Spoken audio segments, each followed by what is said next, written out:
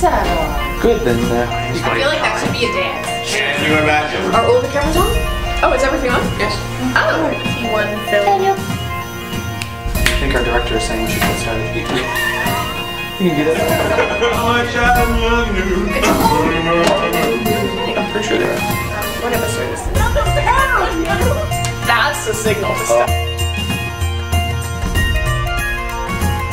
Hey, hi everybody, and welcome to episode 7 of Knights at the Round Table. Today we are discussing the 1984 film Dune, directed by David Lynch. I am sitting with Tom and Tracey, and I'd like to start with general impressions of the film, so who would like to go first? Tom, I pick you. This movie was not a musical. Damn it. Almost got it out. Damn it. Damn it. Damn it. Fuck. This movie was not a musical, therefore it was great. Actually, this is one of the first science fiction films I remember seeing. And I love the visuals of this story. It's the whole movie is just beautiful. And I feel the special effects hold up reasonably well, considering 1984. You know, it's 30 years ago, so. Oh God.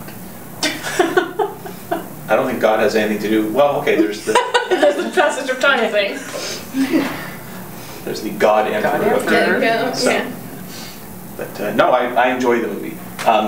Once you've read the book, your opinion changes. But to me, books and movies based on books are different creatures. So I can cut a lot of slack. So I like the movie. I was torn between the beautiful scenery and then, that is just so gross. Do I have to see that? And then, okay, it's beautiful again. And then, oh, seriously, that's disgusting. And, you know, and I don't know how Sting's eyes stayed in his head with all those close-ups of him where he's trying to bug out his eyes. And the diaper was just weird. Right. Yeah. Spoiler alert. Sting in a weird diaper. In a weird Speedo with wings, I don't know. For myself, to go with Tom, I loved the visuals of this film. It was visually spectacular, and although some of the graphics and the shields made me cackle, that guy was laughing really hard. Poor 1984 digital technology. That was probably hand-drawn. Was it? Probably. Oh. That was probably hand-drawn. Didn't hold up all that well.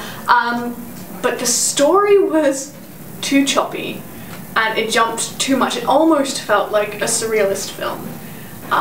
In that, if you had read the books, you would understand the connections, but it felt like this movie was just jumping to plot beat to plot beat to plot beat as they appeared in the book without any of the interconnecting stuff.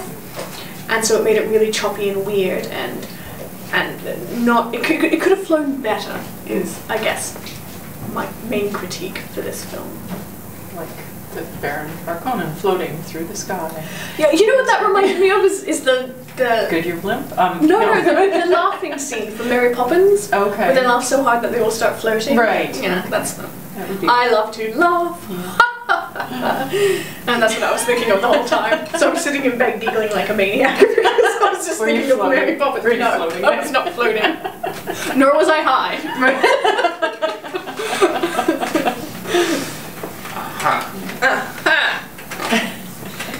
Yeah. I think for one film is not enough for the kind of book that Dune was. No, that could easily. Yes, I mean, it was made into a miniseries, wasn't it? Relatively recently, I think. Yeah, Well, in the past 10, in the past 20 15, years. That was in the yeah. 90s.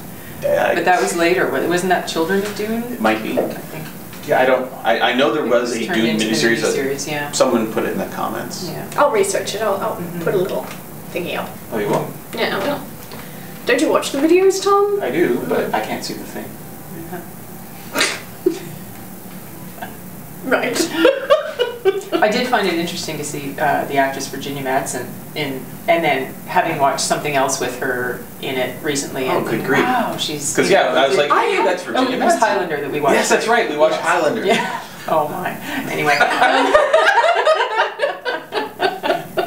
Which results in I'm Colin McLeod, and Sorry, fits of yeah, giggling. Yes. Can't take that name seriously ever. Yeah. But seeing her, in Dune, and then going, oh wow, she actually even her appearance changed Wildly later on, because I didn't recognize her at all in Dune. Yeah. Because I'm like, seriously, Obviously, she's the princess. She was younger, obviously. I know, but yeah. she has a striking appearance. She's very recognizable. Yes. So Yeah. Yeah, no, I had a number of moments watching this film where I'm like, oh my, that's Patrick Stewart! Yes. And then later on I'm like, holy crap, it's that dude from Quantum Leap! it's that, Yes. it's that dude. Yes, with the mustache. Followed by, Dean that is Yeah. Wormtongue. Wormtongue is in this movie. Exactly. What the? Yeah. A lot of big names Yes. in this film. Yes, very and it just much made me so. go, what the? Wow! Yeah. Yeah. It was really neat, actually, when 3 times in a row I'm like, that's Pat Stewart! Oh my god, Quantum Leap! Oh my god, Wormtongue! In case you didn't get it the first time. Yeah. I didn't find it super believable about like Kyle MacLachlan playing this supposed to be younger person character, because Paul Atreides is supposed to be younger whenever he goes through the tests. And, Yeah, and so, in his teens. Yeah, and I'm like, oh, I'm sorry. But that's only if you've read the books. You don't know that. There is that. There is. Yeah, and also because I've read the books, Yes. when he came up, I'm like, that's not my image Yes. of Paul Moadib. That's not what I had in my head. Although the casting for the Duke was spot Yes. on. Yeah. Yes. Yeah. Yes. As soon as that's exactly what I thought the Duke would look like. Right. That was perfect. Mm-hmm. Although it did crack me up that his mother sounded vaguely like upper class British or slightly like upper class North American trying to be British. Right. And his father was clearly Scandinavian Yes. when he talked, and then the son was very American. Yes. It was just weird. Yeah. Yeah. Things they just, figured they could gloss over. Yeah. Well, Well, things that wouldn't matter so much. I Right. think. The film wasn't made in the United States. It was made in Spain or Mexico. I forget where, but it was made in I know, but it was in a Spanish-speaking country. That I know for sure. Okay. But if someone did some research, they'd know which country it was in. But it was one of the two. I just don't remember which. Yeah. Okay. I really liked that they opened with Princess Irulan. Mm-hmm. Because if you'd read the books, it's a nice sort of hint to. She ends up writing the biography of Moadib. She's his wife, if I remember rightly, by the end of the book. It's a political marriage. And she ends up writing his biography. Huh. You didn't? It's been too long. I read the books 15, 20 years ago. No, I read it last year. Oh, Click my face, you will see where we reviewed it. Click her face. Because she likes getting punched in the face. I don't like With it. mouse pointers. With mouse pointers. Ow, stop it! Oh, God! My eye! You know they're going to aim for your eyes. I did have a note here, lol, 80s rock guitar. Because every time something major happened, there was this I blame Toto for that. and it Well, sounds yes, very justifiably. 80s. Yes. See, I like the soundtrack though. So A lot there's of it was good, but that guitar. Yes. Well, Toto That was- did the music. Yeah. Like, other than, I think there was a little bit of orchestral stuff that There was was not some by orchestral stuff. but So all of it is by Toto, with the exception of the prophecy theme, which is by Right. Brian Eno. yes, okay, yeah. If you don't know who Brian Eno is, click the link on her head again. Click his head. No. Yes, click.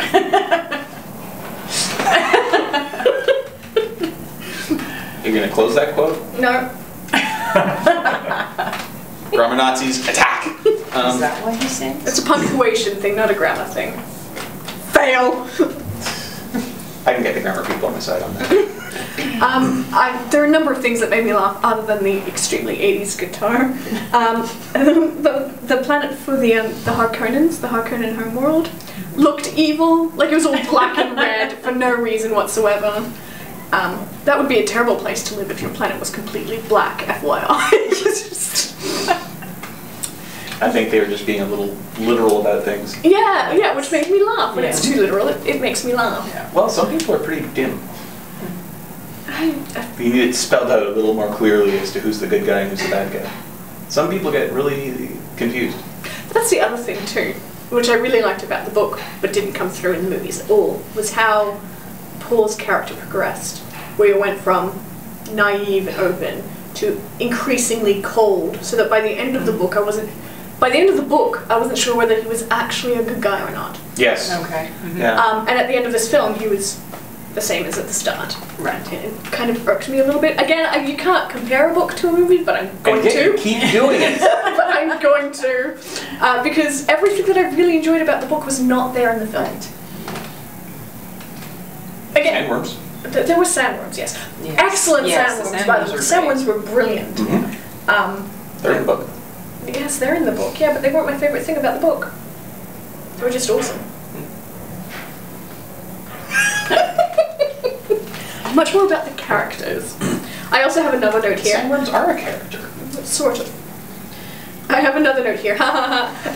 Sting's codpiece. Otherwise referred to as the Herculean, Mercurial, maybe. Yeah. The Mercury Well, wings. it was, actually, I first noticed it in the introduction where Sting Okay. and his uncle, I think, walked. Or, yeah, they're both nephews of, Yes. Are so they're they? cousins, I think they're cousins. Because I thought the larger one was the Baron's brother. Oh, I thought he was a nephew, too. Sorry. Anyway, either way, the two characters come in, though. Yeah, and then It may not be clear in the movie. In the book, I think I'm sure it is he clear. refers to, like, the bigger guy as his brother. Really? I thought he said nephew. Really? Yeah. No, Anywho. Disagreement! Anywho. We'll have yes. to rewatch the film. No. Thanks, anyway. But yes, they both came in, and And I don't normally, like, everybody talks about David Bowie's codpiece in Labyrinth. Didn't notice it at all. In this, it's the only thing I could see was Sting's freaking codpiece. And it really annoyed me. it was his face. Every time I saw his face, I'm like, what are you doing, Sting? Just sing, okay? Stop trying to act. It's not working. Please, Sting, you are a far better musician than that. To be fair, he wasn't the worst actor. No. Oh no. At least he had an excuse. He's a musician. Oh, good lord. Yeah. It's a sign of the times, I think, as well, but I found this movie to be completely whitewashed. Well, this movie suffered in production. This is one of those movies you'll hear a term called developmental hell, and this is so basically the book was optioned very early on, and this movie was made just as the rights were about to expire, I believe. So everything got rushed. There was supposed to be a different director with a different cast. And then there was a second director, I believe, and there's a Netflix documentary about that version of Dune.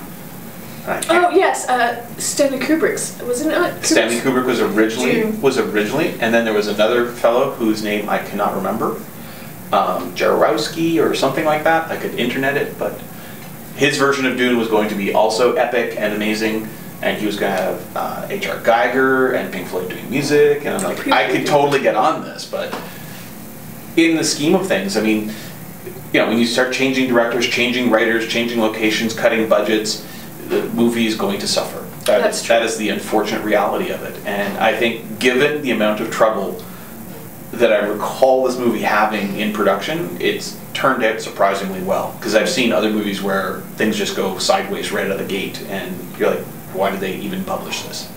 So, Yeah.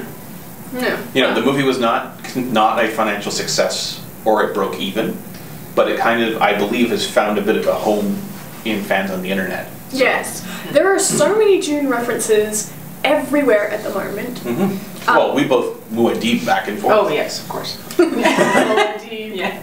Oh, with a little bit more passion. They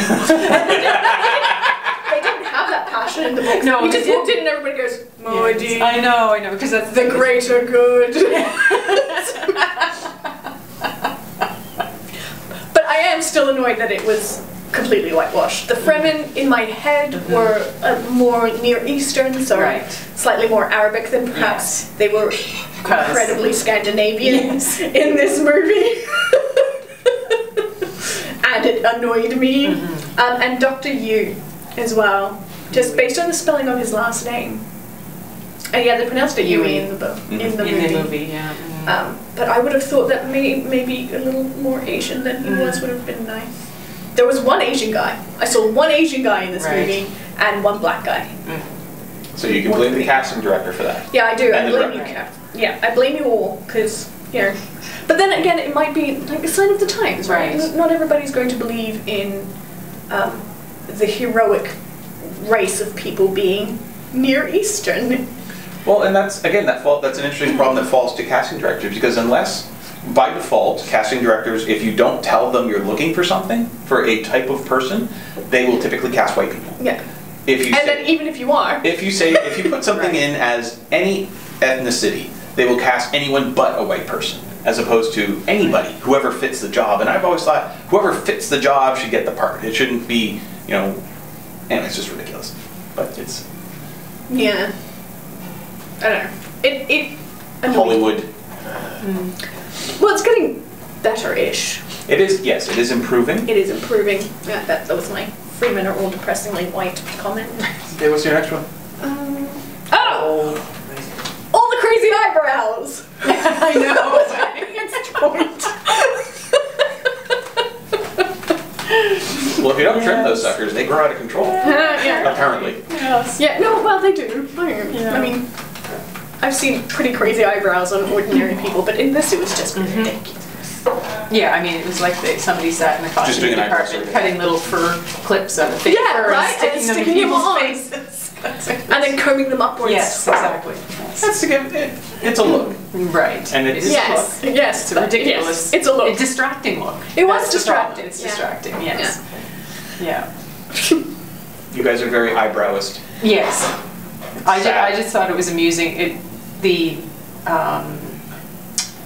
I'm gonna blank on the names. Okay, so the big black thing comes into the room to the Emperor, and it's got all the bodyguards, whatever, with it. So here are all these The navigator. the navigator and all of the accompanying, humanoid people in their black, Structured gown outfits, things, yeah. and they're leaving. And I see one guy, and I can see his shoes, and I'm like, oh, they tossed him in that costume at the last minute, and he's too tall because there's another guy beside him kicking his costume to walk. And there's the other guy, and you can see his shoes. I'm like, yeah, that would be the kind of thing I would notice. It's probably a good thing Jasmine didn't watch Well, it then, because yes, she's in yeah. costuming. Oh, of and course. Well, as yeah, that would probably drive her nuts. yeah. Though the costumes were beautiful. Oh yes. Really, really gorgeous. They captured the decadence of that I Yes. imagined in the books really well, which is weird because in most space travel things it's all like clean lines, very simple, but in this it's hugely ornate and very decorated and basically like a golden age Greek society but in space, and they captured it so well. Well, and we were looking up, the reference to the term steampunk. When did that Yes. come out in timing compared to this 'Cause movie? it did have a because very it had that steampunk look. flavor. So Yeah. like an early kind of, subtle nuances of steampunk. Yeah, definitely with the elaborateness, as you say, of the costume and the hair, Yeah. and even.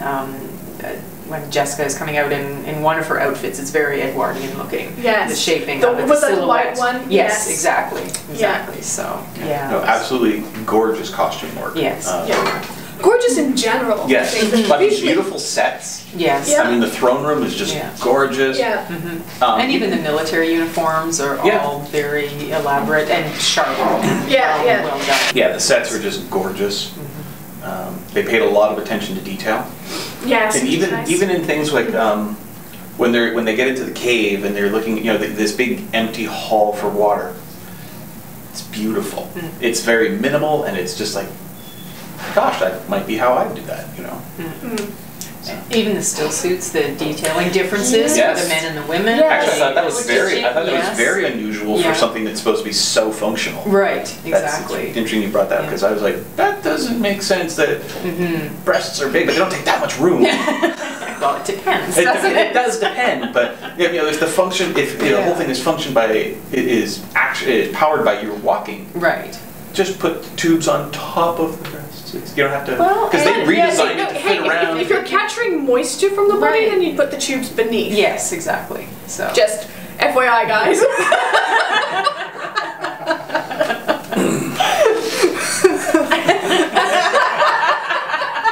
Not my department. Trust me on this one. Yep. And moving swiftly really long. Yes, and I was going to say, check your watch. I was gonna say, that's right. 22 minutes and we're talking about breasts. There were a number of instances when I laughed when I wasn't supposed to, like the 80s rock guitar and what else? The eyebrow thing. Every time I saw a bizarre set of eyebrows, I started giggling. But the thing that made me laugh the hardest was Gurney with the dog in his vest. He's going out to fight. Well, I was going to start a drinking game. Pug. Every time I see a pug. And at one point I'm going, that's not the same pug. Yeah. That's a different pug. This is what happens when you have a small dog. And you can Crammed into your suit. Yeah. You fall in one time too many and the poor thing is crushed. It's just hilarious because he's like holding the dog with his face sticking out and he's like the Duke forever! And goes running into battle with his poor dog in his chest. Just Obviously, the Duke is the dog. yes, yeah. And you never see that dog again either. He was saved for no reason. It just never turns up again. Yeah, they probably didn't have test audiences back then, so yeah, I don't know what happened to the dog. Maybe the dog sacrificed itself or got eaten. Got eaten by a small worm. No, when it got eaten by Harkonnen. Yeah. Or, maybe. See, that's one of those things, those little attention to detail that I appreciated. That when the brother or big nephew, we don't know, he's known as the Beast Raban. That's his name. Yes. Yeah. And he has this Got little the drink little box drink, with a little animal, and he crushes it. it. And And it's a little squeak. Yes. And I was like, you're so clear about who's the bad guy, you know? Yeah. You're like a human Skeksis. Yes. Yes. I think we should go to last thoughts and star ratings. My brain just fried. It just stopped working. Well, I had to read all that handwriting. You should see it. It's not as bad as my dad's. My dad's looks like a spider fell into an ink pot then ran across a page. Nice. Are you a writer? That's really well said. You must be a writer. Alright, final thoughts and then star rating. Read the books. Yeah. And 3 because it is beautiful, but you know there's such a it's okay. I dozed off during parts of it. So. Also, it was a long week. Admittedly, she dozes off through everything. Not quite. Did you also doze off through, if I remember rightly, Guardians of the Galaxy. Oh, did you really? No. Yes. I was going to Only say the 4th time watching it. Anyway, bed knobs and broomsticks. Yes, it also put me to sleep. Yeah. Okay. So, yeah. She falls asleep during Buffy. She falls asleep during Firefly. I guess I should really just start watching movies in the morning. Since I am a morning person, not a night person. But anyway, read the books and 3, I think. Yeah. Okay. I'm gonna say watch the movie, then read the books, because then you will be able to find some enjoyment in the movie. Oh, okay. If you've never read any Frank Herbert, the movie is a good introduction, and it gives you some ideas about how the style of things. And then when you read the books, you'll be like, it kind of expands the universe and opens it up, which I think is a good way to do it. I think movies are a good gateway to any series of books. Yes, there's going to be changes because some things just don't translate well onto the screen. But no, I think I'd give this a 4 because I enjoy watching it. Like, when I come back to it every few years, it's like, yes, it's different from the books, but books are a different creature. So yeah. I'm a little more accepting of that than these two. So. Well, see, for me, in that case, it's not different enough from the books to warrant that. I mean, if they're going to go different, then fine, go different. But what this movie did was it hit all the plot points of the book with none of the depth. So you end up with a movie that makes almost 0 sense unless you've read the book, because then you know all the intervening stuff that happens. But I hadn't read the books when I saw the movie. Yeah, but you were also a little kid, though. You were a little kid when you saw it. I had read the book first. You were a weird little kid. I was a weird little kid. I started reading all the big books when I was like between the ages of 9 and when I left home. I started reading the big things when I was I quite lived young. in Quebec where they didn't have a lot of English books. So. Oh, my mum and dad had a phenomenal library. It's my dream, a house with a massive My library. dad's library is textbooks. and And crime novels. So. Anyway, yeah, I give it a 3 because it is visually stunning. But it is so underserved by just a single movie. You would have to do like a really detailed series. Yes, I would love to see this broken into 3 parts, but in the same visual style. Yeah, I think in the it same would visual be style. you know, bring back the same DP, bring back the set designers, the costumers, because it's beautiful. It is. It's really gorgeous to look. The sandworms were spectacular. Yeah. Yes. But it was missing too much, I think, to make any sense whatsoever unless you've read the books and you know what's going on in between each beat. It really sounds like a 2 then for you. No, there are worse movies. And because it is so visually beautiful. Like Bed Knobs and Broomsticks, that was horrible. You're just saying that because it was a musical. Yeah. After that, you have to pick the next There you one. Oh, Starship Troopers. No. Oh. I hope I didn't get that recall, I hope. Oh. I mean, other than Neil Patrick Harris, that movie is just wrong. I can't read it. It's Starship Troopers. No! It's Fairy Tale, a true story. I'm gonna watch Starship Troopers. Then you're not on the panel. Good. I actually haven't even heard of this, so... Fairy Let's Tale. get in there then. A true story. Well, somebody recommended it. Probably somebody on the internet. Never heard of it. Okay, no one's here heard is of it. responsible. 1997. That's what we'll be reviewing next. How about this one? No! Put it down! Good God. Toddler. Alright. I'm a man.